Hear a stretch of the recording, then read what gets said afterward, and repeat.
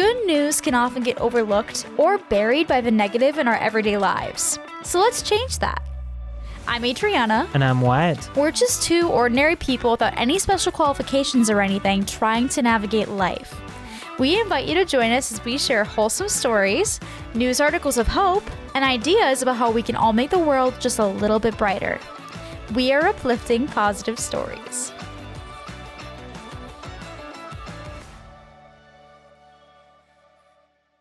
Welcome back to another episode of Uplifting Positive Stories. Thanks for joining us, everybody. Hope everyone's day is off to a good start or end, depending on when you listen or watch this podcast. Hopefully It's going well. Hopefully it's going well so far. Today's episode is all about cheering people up.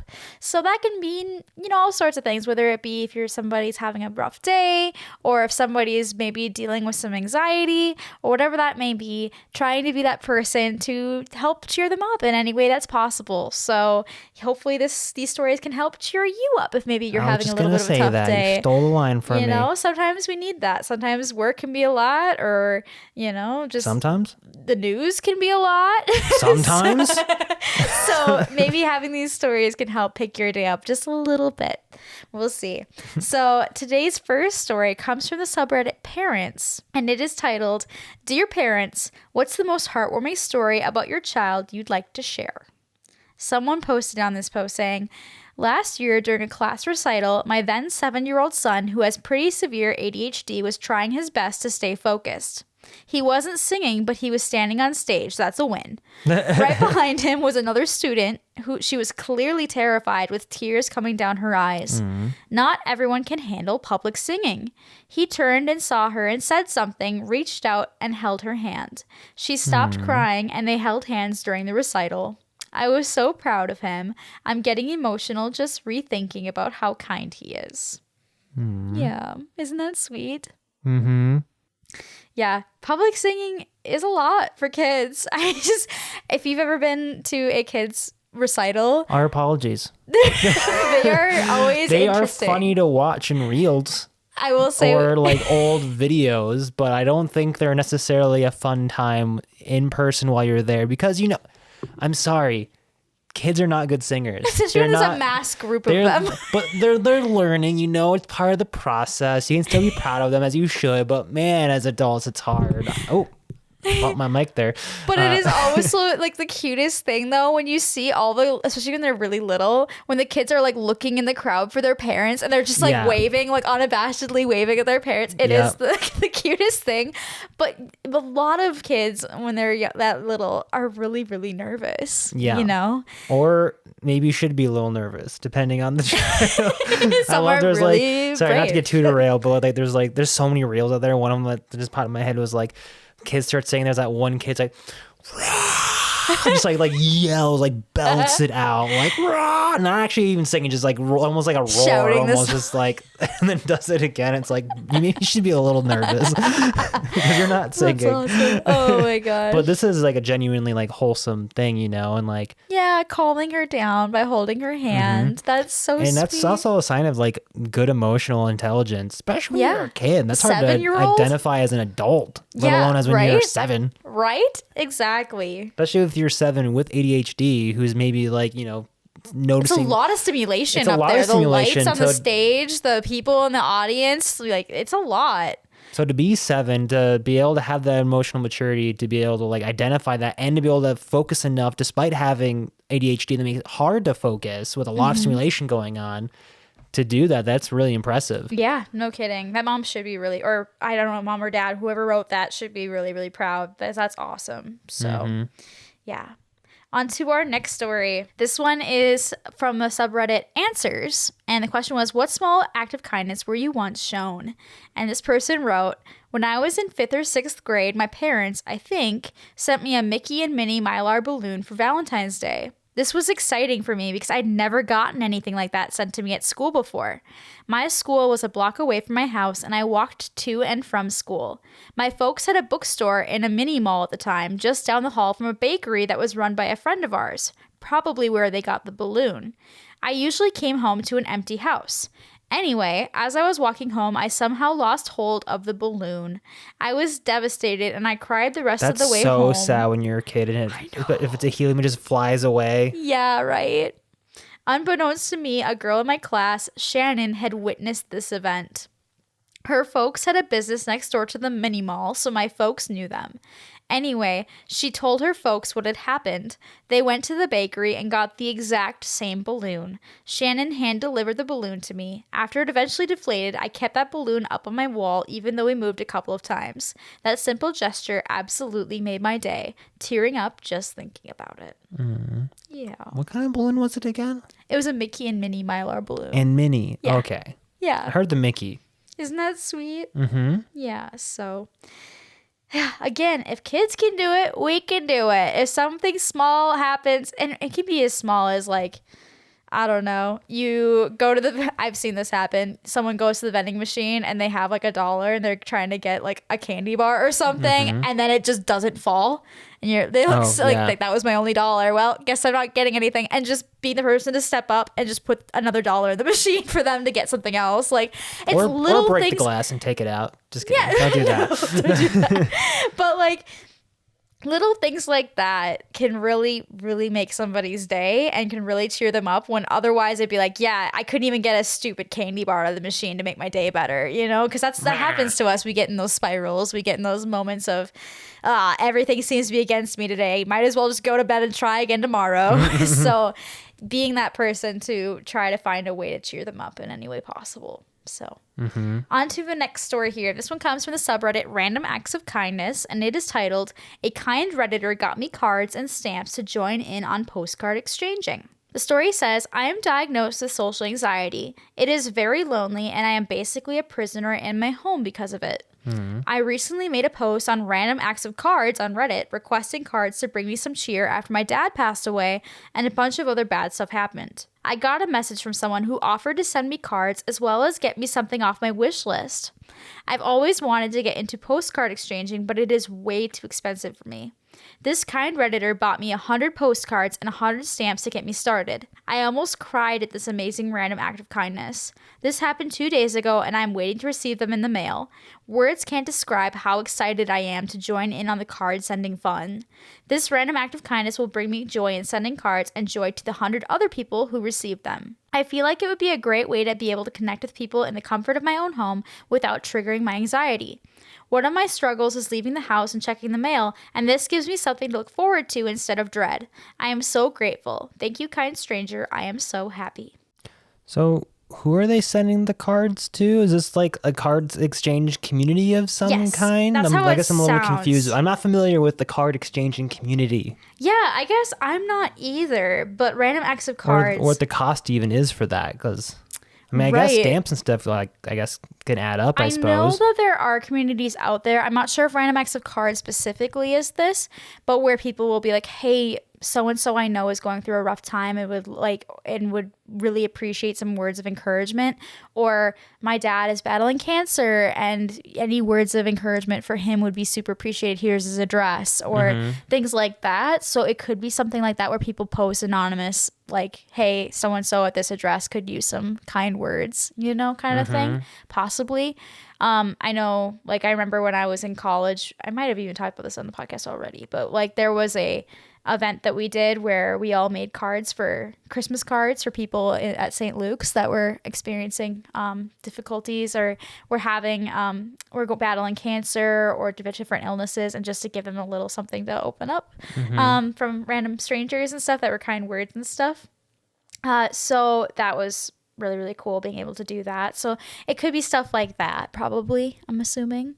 But yeah, so cool that this person had the idea to get involved in this, and like recognizing that, hey, I'm becoming kind of isolated because of my social anxiety, and what's a way that I can kind of start stepping out in a way that's comfortable for me, but getting myself more out there.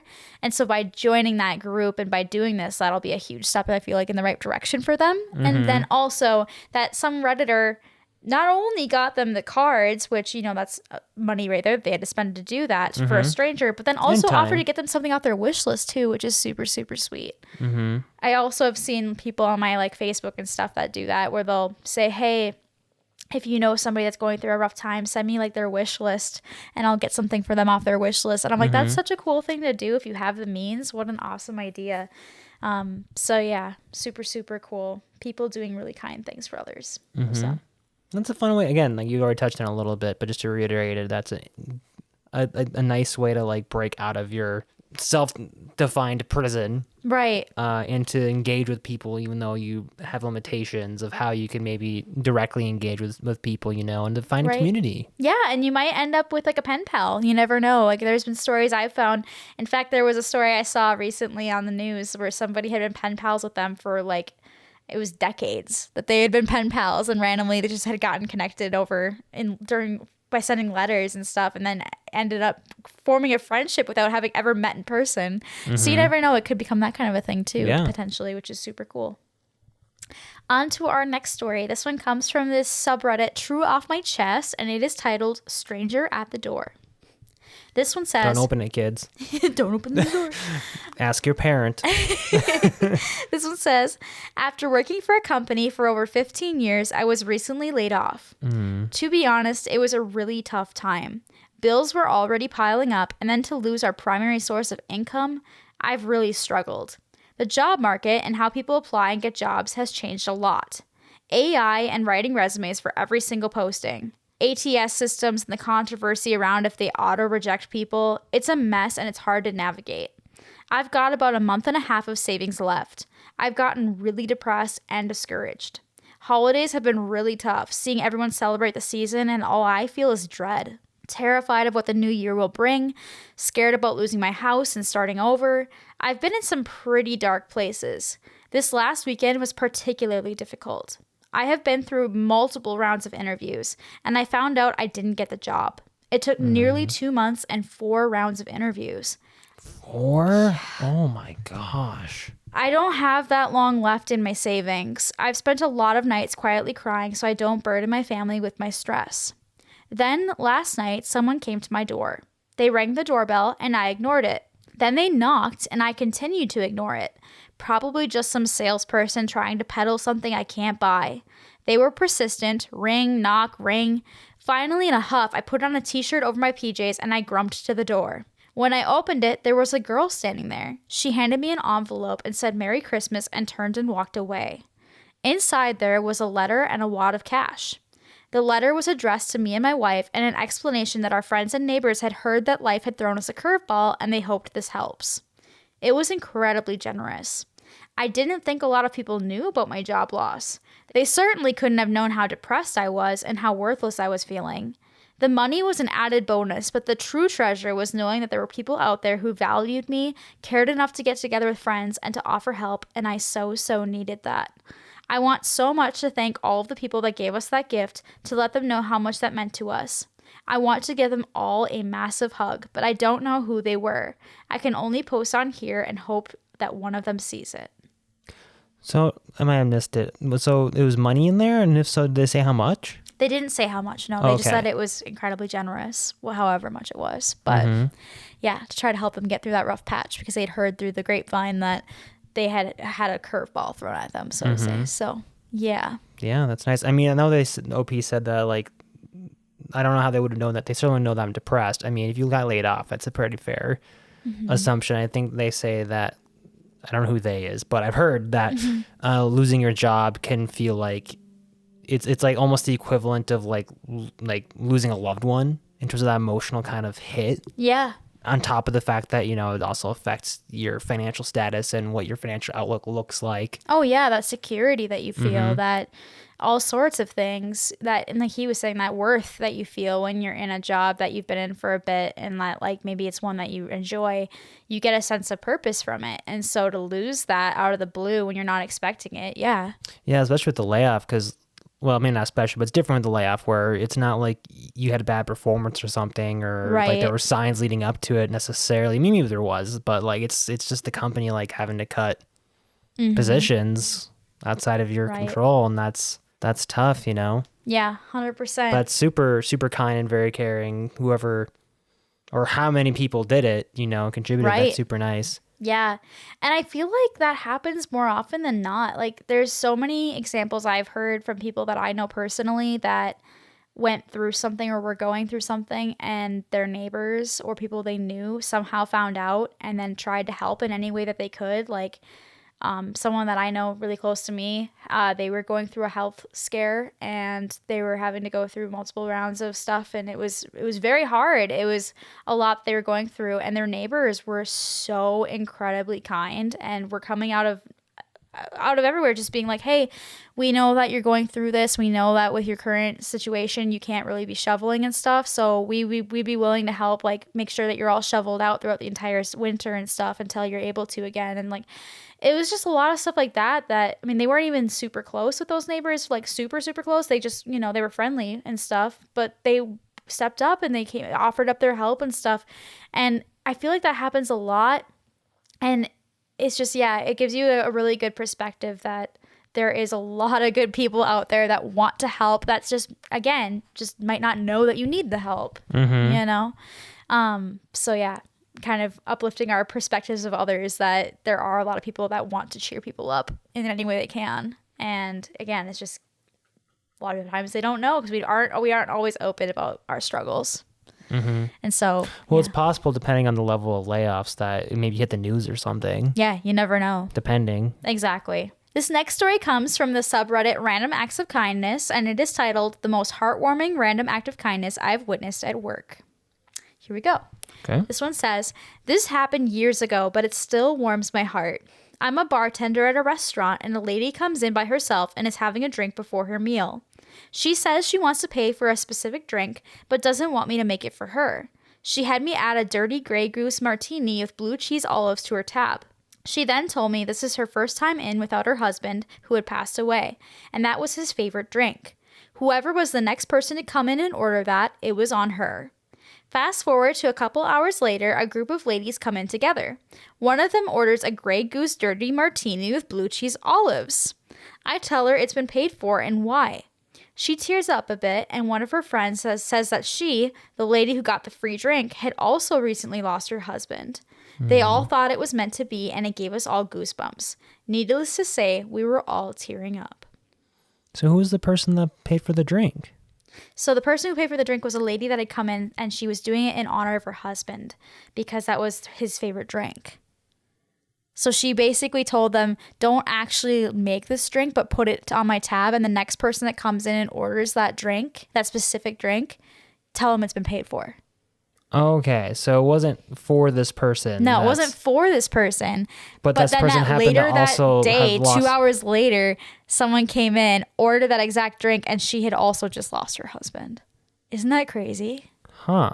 Yeah, they all got goosebumps, they said. I was like, whoa, that's crazy. And it just... That's some psychic stuff. Yeah, it's crazy.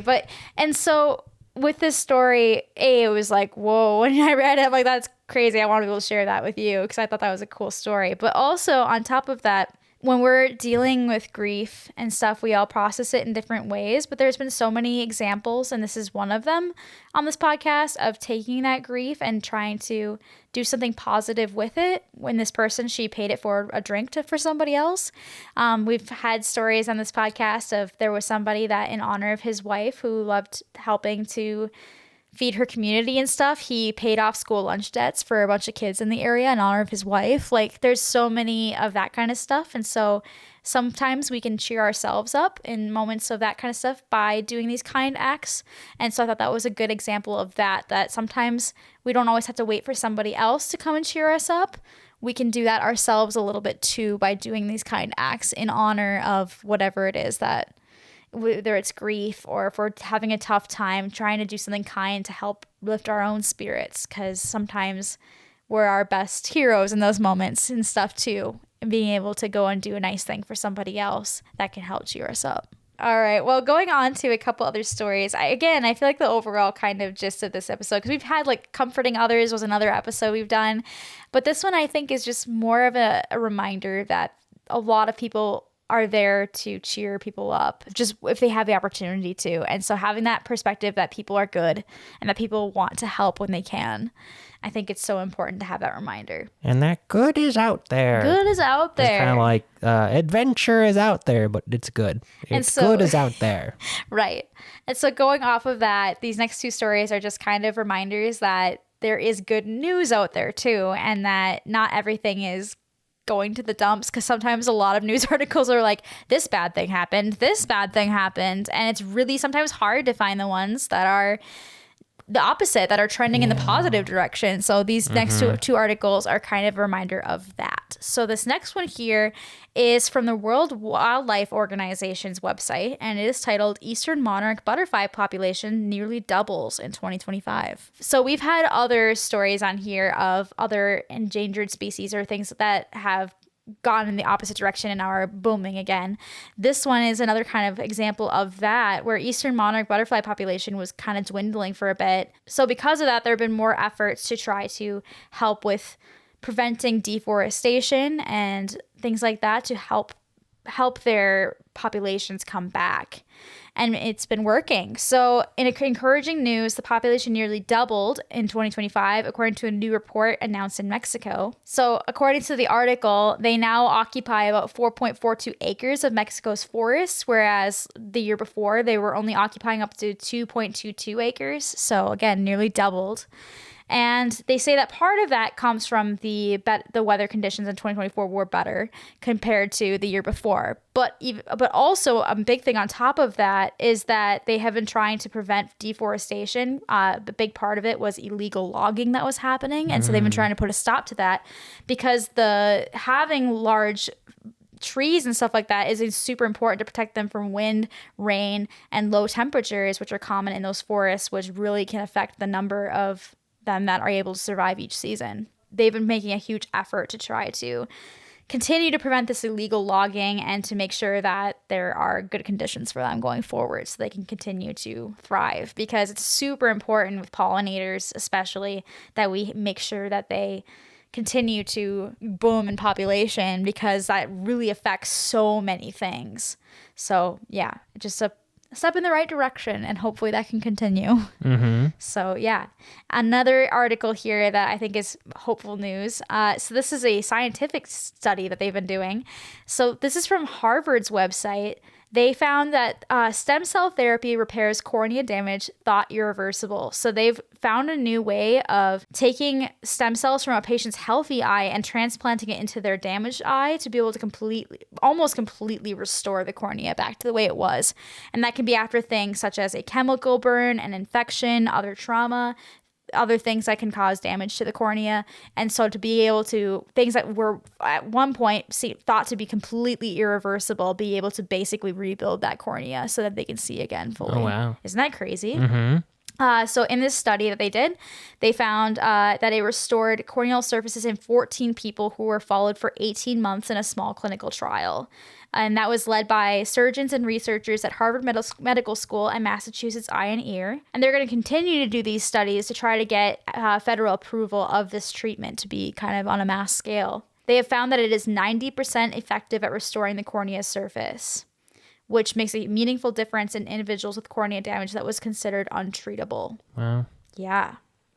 So that's crazy. That's huge. And there's just so many other of these kind of articles out there, and we've shared a lot of them so far on this podcast, of these findings in science and discoveries and medical research that are really, really positive and that we don't really hear about very often. I mean, I hadn't heard about this until I went seeking. Had you heard about it? No. That's a huge thing.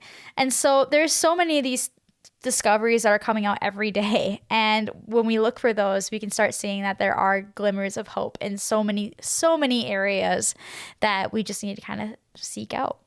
So yeah, I just thought that was a cool one to share on the podcast. So if you find any more like those of medical discoveries that are very positive, that could have a huge impact on people's lives, or if you find anything about other endangered species that are coming back that we're helping out with, saving the rainforest, saving these areas, and how that's affecting these populations, we would love to hear them, because it's super, super cool to seek them out. So if you have them, please share them with us at upliftingpositivestories@gmail.com.